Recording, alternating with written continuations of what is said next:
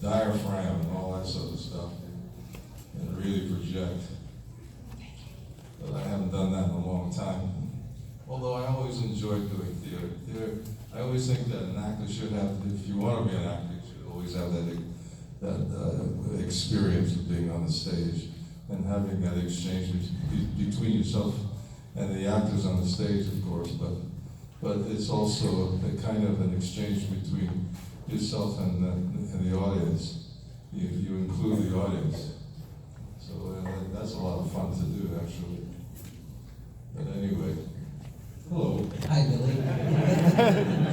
Where's Corey? Well, I haven't introduced him yet. Oh. So why don't you do the honors then? Oh, well, right. Let me...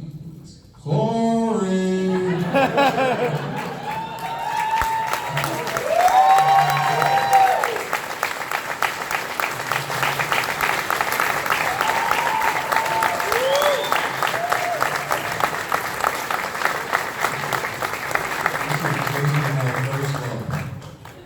I was 22 years old when I always say I had him.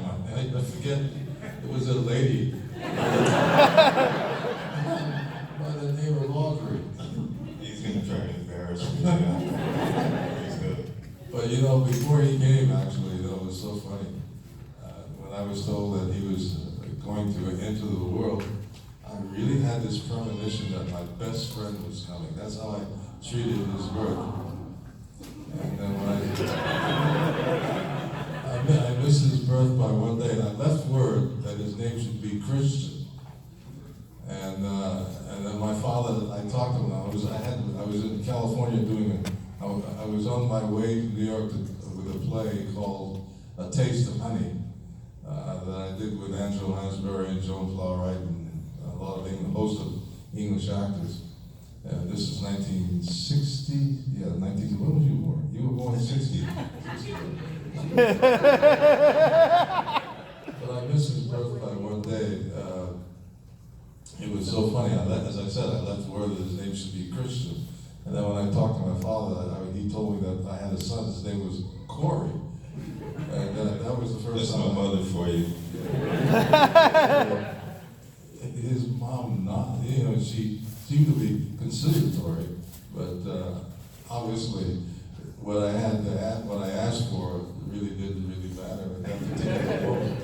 That was my first time I felt like I understood this whole idea of being overruled. I call her Hurricane for nothing. And yeah, I call her Hurricane Audrey. She's rough. But Corey, you're happy with your name, right? Yeah, I'm relatively good with it. I'll start calling you Christian from now on then. See if you answer. No, I'm good. Well, the funny thing is that Marlon Brando, who was at that time one of my favorite actors of all time, and I even ended up meeting him, which was like a real big thrill. We're both Aries, so it was a big deal for me. But he had named his son Christian, so I said, if I have a son, I'm going to name my son Christian. Yeah. But He got in a lot more trouble than I did, though. Oh yeah, he was something. But he looked like a Corey. He looked like a Corey D. Yeah, I'll take that. So it's a treat to have both of them on stage because it doesn't happen often. So it'll sway the questions a little bit. So why don't we do this? Billy, why don't you tell everybody how you got into acting, because it's a great story. And then Corey, you tell everyone how you made it into Return of the Jedi. Well, for me, I started when I was 6.5 years old on Broadway in a musical written by Kurt Weill. Kurt Weill was a very famous music composer who wrote with Bertolt Brecht, who wrote Three Penny Opera. I don't know if you guys know or remember that. I'm sure the younger people here have no idea what that is. But anyway, he was pretty famous back in those years, and I was on stage with his wife, Lafayette. The play was called The Firebrand of Florence. But anyway, when I auditioned for the role, I was about 6.5, as I said, and my mother got me the job. But they had me walk across the stage one time, 2 times, and I wanted to do it the 3rd time, but they said, no, Billy, that's okay, that's fine.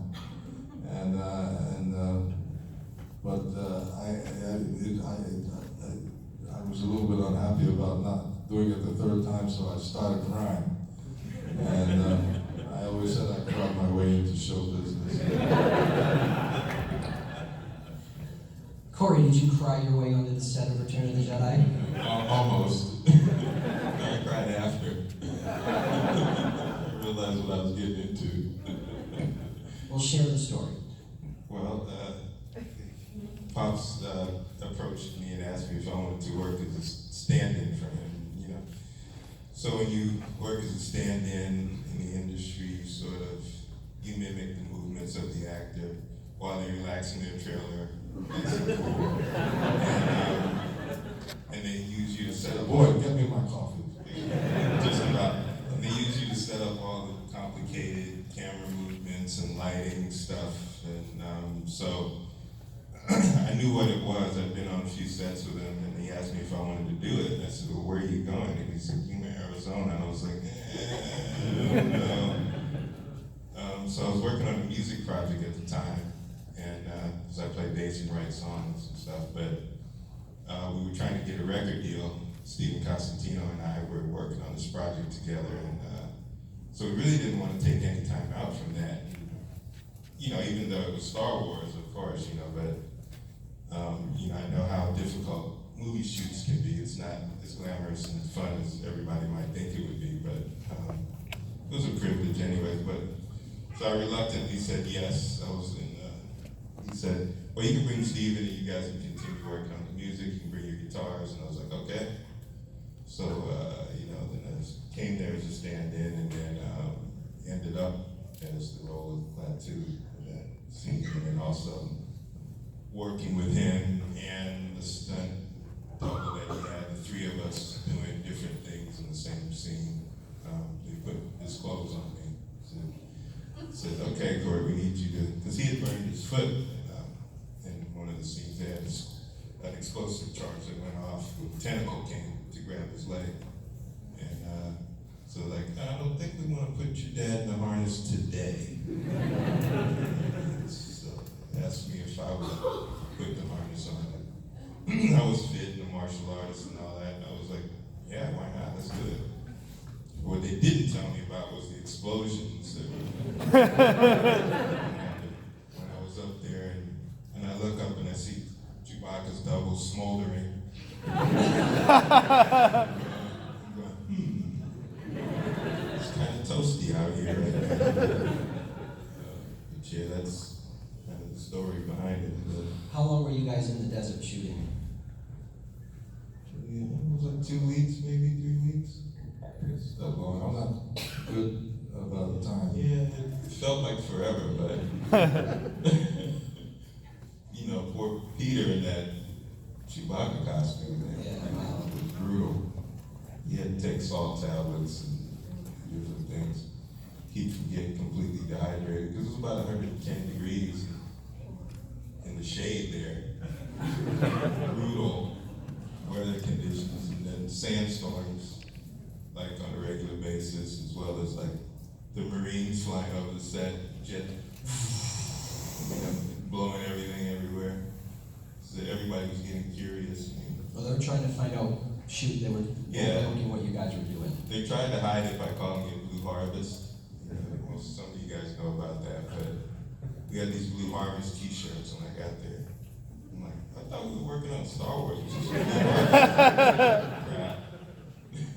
So that's what we're calling it, you know. I said, well, the first night we all go out to dinner and it's Mark Hamill and Harrison Ford and my father all sit, you know, in the same restaurant. It's like, people are gonna start figuring it out. So Billy, you lucked out filming both movies because some of the other cast had to go to Norway and freeze their butts off. Pretty much aside from being in Yuma for 2 weeks, you shot on a set the rest of the time. Yeah, I was in London most of the time shooting on set.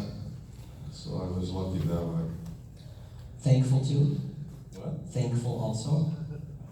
Well, I mean, if I had to do it, I mean, I'd do it. Well, I would hope so. They were paying you. They were paying me a lot of money.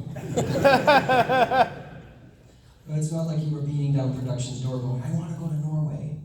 You were good not to go. No, I mean, I would have gone. Yeah? You want to go next week? No. No. At the time, you know, I was a lot younger and I was more interested. At this stage of my life, I'm not really interested in doing anything too difficult. Now, I know you can't say hardly anything at all about the new movie, but did you film the new movie all on set, or were you ever outside? Oh, I'm not allowed to talk about it, otherwise I'll get struck by lightning. Okay, so we'll all wait till December to find out the answer to that question. Listen, most of it is a mystery to me. I mean, they keep everything secret when you're working with the Star Wars people. You're only allowed to know about what the specific thing that you're there to do. You know, on this last job, you know, once we were through with the script for the day, we could not leave that set with the script. We had to return the script to the people. You didn't know that, did you? No, it's different than what it used to be. Because I know in the old But days, I snuck some pieces up. it's good to know these people are filming, you know, it's going to be on YouTube. J.J. Abrams is going to be knocking on your door. And these little pieces of paper are going to be worth a whole lot of money. When we did Jedi, you were walking around taking pictures. I mean, this was back before everybody's had a cell phone and camera, and we had a 35mm camera, you know. And some of the photos that I'm in were taken by him. Yeah, one of the photos at the table that was taken by Billy. It's Corey and Steven with their masks off. And Yeah. it's Billy that took that picture. So Lucasfilm. They did confiscate the roll of film, and then they developed the slides and stamped Lucasfilm trademark on it. I actually went to it was a photography developer that the industry uses, and I went there with one of the slides, and I just wanted to have a couple of photos reproduced for me, just to hang in my house, and they had to call Lucasfilm to get permission. They're like, Corey's down here, and he wants a reproduction of the photograph that Billy took. I was sweating it out. I was like, hope the FBI didn't show up. So guys, you got to see a little bit on screen of Billy's illustrious 60-year career, and of course you only got to see the stuff that does appear on screen, none of his stage work, but what a lot of people don't know as well is he is an accomplished painter and artist. So Billy, share with the audience a little bit about your art history. Well, you know, I grew up in New York City, and I went to a school called Music and Art High School. My sister and I, my twin, who's not with us anymore. And she was Lady, my sister. Her name was Lady, and she was the smarter of the two of us. She was a straight A's student all the way through, from the time she went to school until she went to college and finished college. And me, I was like, you know, struggling with my C's and B's. but I said to her one time, I said to her, you know, you're so smart, and I'm so stupid. And she said, no, you're not stupid. You just, your head is in the clouds. That's all it is. So, anyway, I went to Music and Art High School. And then from Music and Art High School, I graduated and went to a school called the National Academy of Design for the Fine Arts, where I spent 2 years on the scholarship painting. And I was nominated when I was about 18, 19 years old. Nominated for Guggenheim, and then won a Hall Garden, which is comparable to a Guggenheim. But I won a few awards in New York. But painting has been very much a part of my life. And in fact, if you ever want to see any, what's my Your website? website? It's very simple. BillyDWilliams.com. I never want to see any of that stuff you can see. But he's very good too. When he was a kid, he wanted to design cars. And so I have a few pieces of that he did. The one and only pieces. They're going to be worth a lot of money when you pass away. Oh, thanks. You can cash in there. Cash in on that. Yeah, you probably get there Oh, before no, you. you're going to be around when I pass away, you'll be there. So I can I hope not, but see you later, kid. it's been a fun run. It's a fantastic family reunion on stage here. They're trying to die. Who's going to go first? I'm so glad I brought both of you. Okay, we also have at the booth, if you guys are interested, Billy did do a piece of artwork based on The Empire Strikes Back, and we actually have a lithograph of it at the booth that is for sale. But no pressure, you don't have to buy it, but if you'd like to come and see it, you can see something in person as well. So, you know what? I didn't even ask this, but I think we're going to do it. You've got a handless, cordless thing, doodad, right? One of these things. Microphone. What we're going to do is we're going to have this fabulous guy in the red shirt come into the audience. Whoever wants to ask a question, stick your hand in the air. Please stand when you ask your question. Say your name first. That way, if the question sucks, we know who to make fun of. And then ask your question. And let's see who's going to win that disguise kit. So can we do that? Someone in the audience that I went to elementary school with. Oh, really? Sitting right here.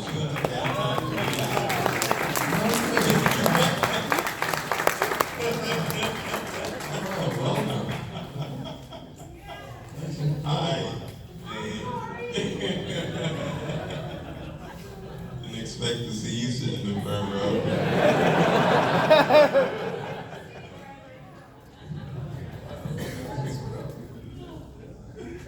Tiny world we live in. Were you guys always in the front row? When I was poking fun at the people and offering free chairs over here, you were already there the whole time. I think you planned this. Okay, questions, put your hands way up in the air, and he'll go to that little kid first, look, right there. Hey buddy, what's your name? My name is Dylan Walker. My question is, what made you want to act? Well, you know, I'm relatively shy, and even more so, I was even more so when I was very young. I never really looked for acting. It kind of looked for me, and I just said, okay, I'll do it. And You were an artist, really, right? I didn't know what I was. I was in search of A great artist. my real self. But, Exceptional artist. well, thank you very much. Lovely work, Bill. I can't see really doing anything else. Like, imagine you being a car mechanic or a... Well, I remember one time when I was in my teens, I wanted to work in construction. And I approached one of those guys working on one of those buildings. And I said, You were in Manhattan? Huh? Manhattan? In Manhattan, yeah. And the guy looked at me, he says,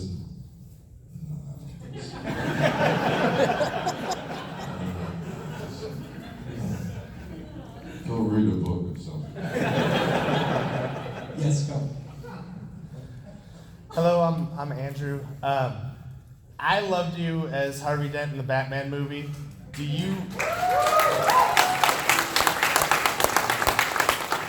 Did you have more fun being Harvey Dent in that Batman production, or when you got to actually be Two-Face in the Lego Batman movie for a little bit there?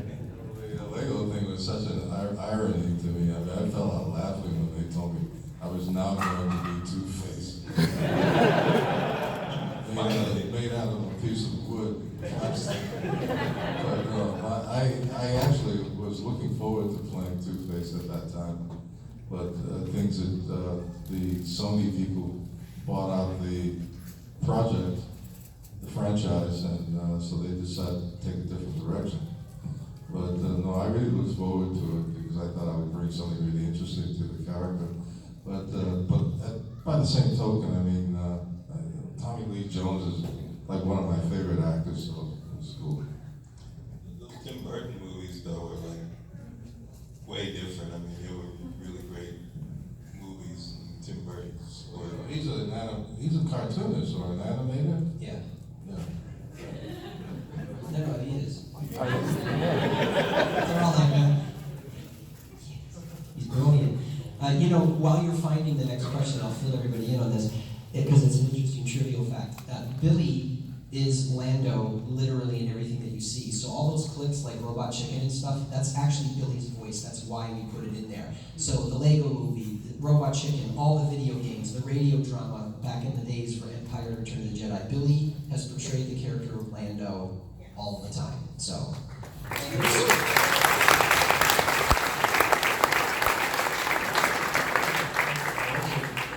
Next week, I think next couple of weeks or so, I'm going to do myself on Scooby-Doo. Yeah.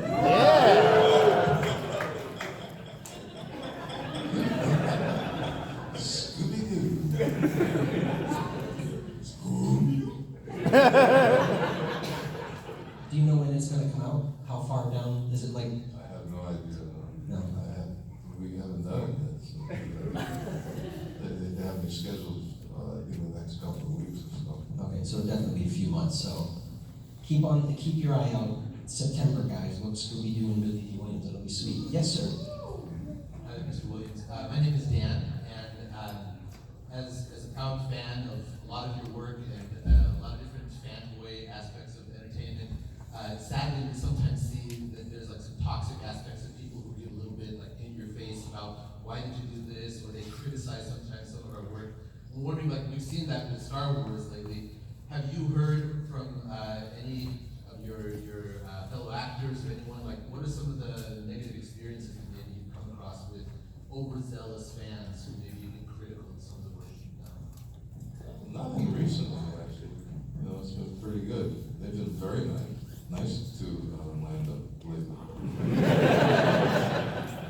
But I remember when right after I did the first Empire Strikes Back. When I picked Hanako, that's my daughter, I picked her up from school. I would be waiting in the middle of the schoolyard, and kids would run up to me and say, "You betrayed Han Solo." To be fair. Here I am, this grown person in the middle of the schoolyard with little kids, I'm trying to justify Han's life. I mean, even when I'm on airplanes with the stewardesses. What? Yeah, stewardesses would accuse me of betraying Han Solo. I was in the middle of the airplane, trying to justify this character's life. So finally, I've gotten to the point, however, where rather than get into a whole discussion about it, and trying to explain the whole situation, because nobody ever really thinks about the entire situation going up against, Darth Vader. Who says no to Lord Vader when he makes a deal? It keeps getting worse. It's a great invitation. What is it? Lord Vader. It wasn't a condition of our agreement. No one's giving honey to that bounty hunter. I feel you, B.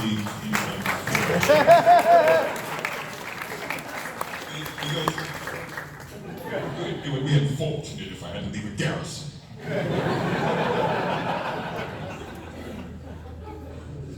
But I've got to the point now where I just say, listen, did anybody die? Nobody died.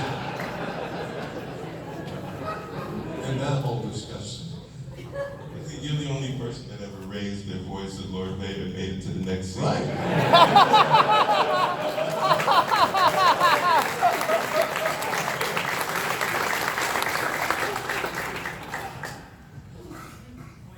So my name's Giovanna, and I just want to thank my mom for showing me Star Wars at a young age, because I'm so excited to be here and meet both of you guys. My question is, was there ever a time you told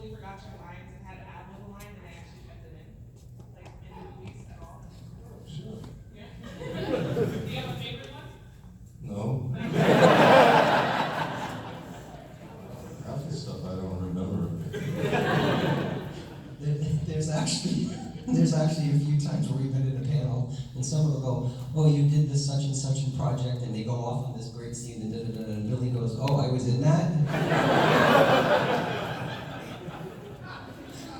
I remember when I went to see the Lego movie, and I texted you, I'm like, Billy, you were in the Lego movie, it was so cool, or whatever. And he's like, oh, is that out now? Yeah. For me, it's just going to work. You know, I get up in the morning, go to work, get paid, and go home. Move on to the next thing. Scooby-Doo. 10 years from now, he'll have no clue he was in it. Hi, my name is Jasmine. I have a question. Were there any roles that you turned down that you wish you would? I can't really think of anything.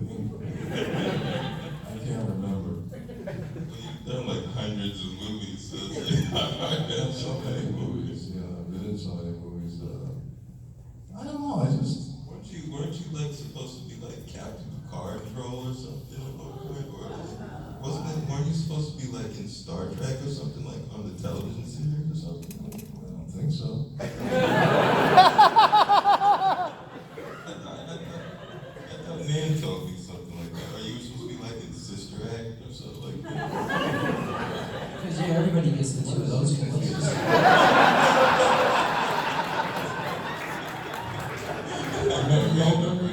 What's this guy? And she's in the nun outfit. Do you remember that? Were you in that one, Billy? No. I was one of the nuns, yes. Yes. Back in the habit. Alright, hello. I'm Derek Sherman, and what's your favorite outfit you wore in any of the movies that you were in? What did he say? Favorite outfit? My Any favorite of the movies? Oh, my Lando, The cape. my cape. Yeah.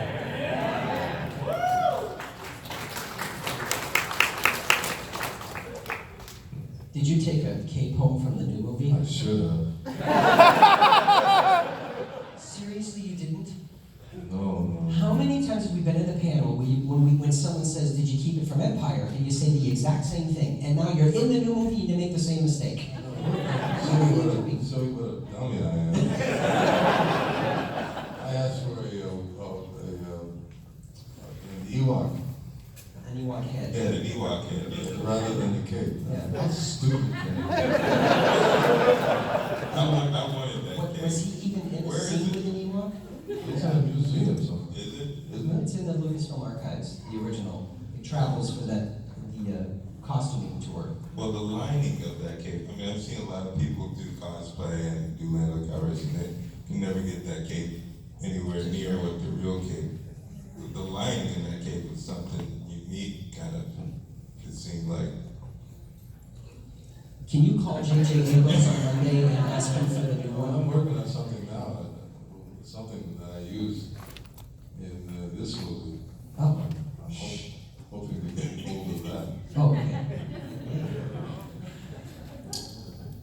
They're all like, who cares? Move on. Okay, yes. I'm Kelly. I'm a big fan, and I was wondering of all the skits you have done in Robot Chicken, which one is your favorite? Robot Chicken? Yes. What was my favorite? What was your favorite skit that you did in it?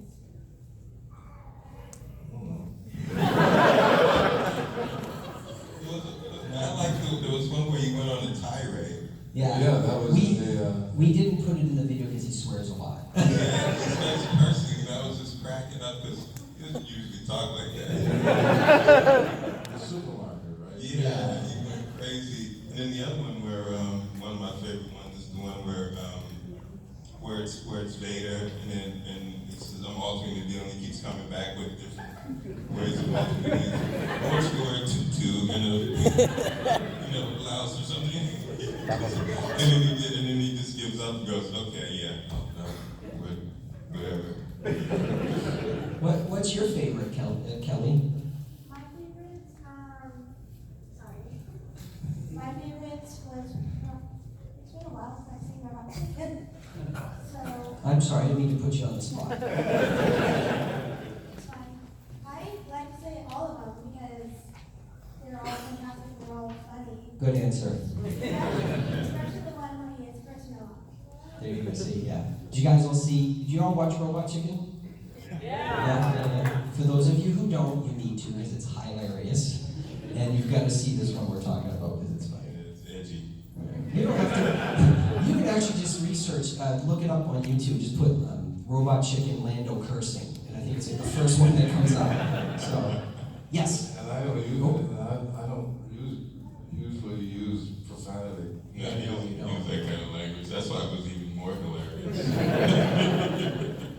Yes, buddy. Hi, my name is Aiden, and I'm a fan. And my question was, what was your favorite character from the TV shows or movies that you played in? Well, you know, I did a character called Miguel Sayers in a movie called Brian. And I was nominated for an Emmy for that one. But I've done a lot of characters. I've been doing this for 60 years. And so I've had quite a few characters that I really love doing. One of my favorites was one I did for CBC television, but I did it in New York City off Broadway. You remember when I used to take you to rehearsal with me? Slow Dance on the Killing Ground? He had a cape too. Yeah, yeah, we wore a First time I saw you with a cape, actually. Yeah, right. Yeah. I had a cape and I had a cane with a spear on the end of it. Yeah. Wild, crazy, Dangerous character. Yeah, Randall. Randall, right.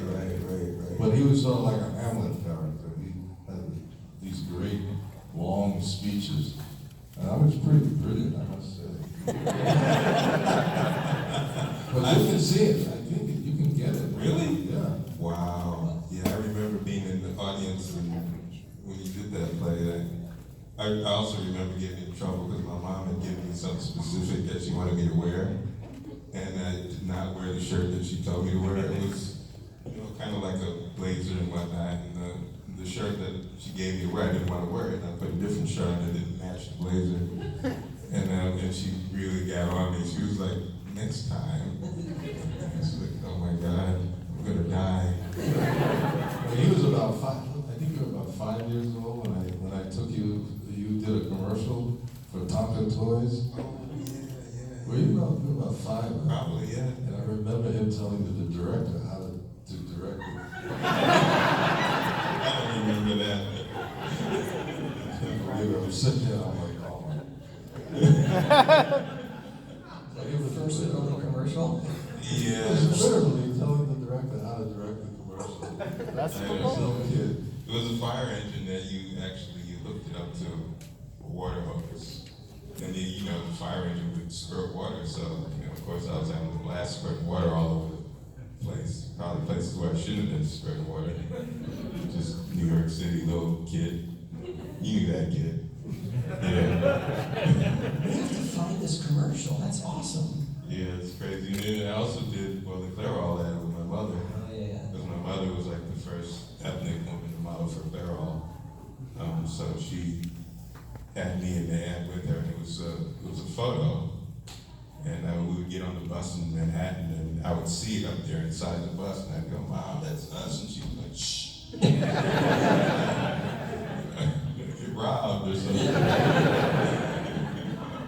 All right, I think we've got time for 2 more questions. Yes, where are we? Hi, Billy. My name's Christian. I was almost named after your son.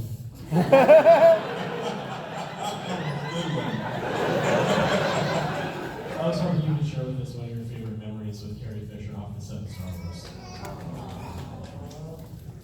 Carrie was a wonderful person. She very bright, very witty, brilliant mind. And so we always talk all the time and always laugh all the time about one thing or another. But she was really a wonderful human being. And she left us much too soon. She was a riot. She was a client of mine as well. And we were in London once in a mall doing a signing. She she got tired in the middle of the day and she goes, I need to take a nap. And I said, okay. And she goes, well, it's a mall, so there must be like a mattress section, right? And,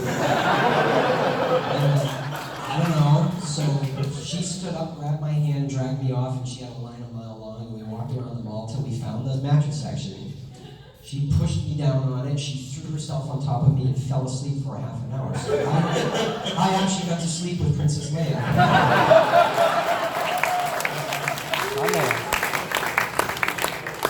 remember when I met her the first time when we were doing Return of the Jedi, we went to the airport to meet everyone. I don't think we ended up driving or something, didn't we? Or did we take a plane and drive back? I don't remember, but I don't remember. yeah, but I just remember how real she was. Like, you know, you watch the Princess Leia character and stuff, you get an idea in your head of what you think people are like, but they're not like the characters, you know. She was just like super real, and like really the things that she said that came out of her mouth were like really genuine, and like, you know, you're just kind of like, whoa, you know, like just like a super cool person, and just like very real, very much herself, very comfortable in her own skin. I mean, you know, that. Yeah. She was real. Nothing fake about her. Yes, last question of the day. Hey, my name is Heather, and I gotta ask a question for a friend of mine who's not in this room. My friend Erin wants to know about your Colt 45 days. Did you actually drink the Colt 45 ever?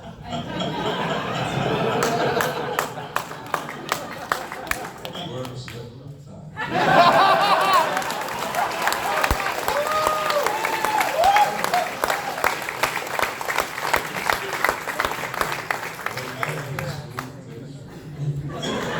I actually poured the beer for him in those commercials. Our hands look very similar, so the first time I ever had a manicure, they said he didn't have a manicure, and then they sent him home and I poured beer all day long. We're close up, you know. I was happy to get the whatever they were paying me the day rate, you know. They were happy to save the money when I was sitting there pouring beer. You're a beer drinker, right? Yeah. I try not to drink that though. I've had it a few times, you know. Yeah. All right, so I'm gonna give the Lando Disguise Kit, which I left back at the table. So whoever this is, you come to the table, you don't need to wait in line, you can come up.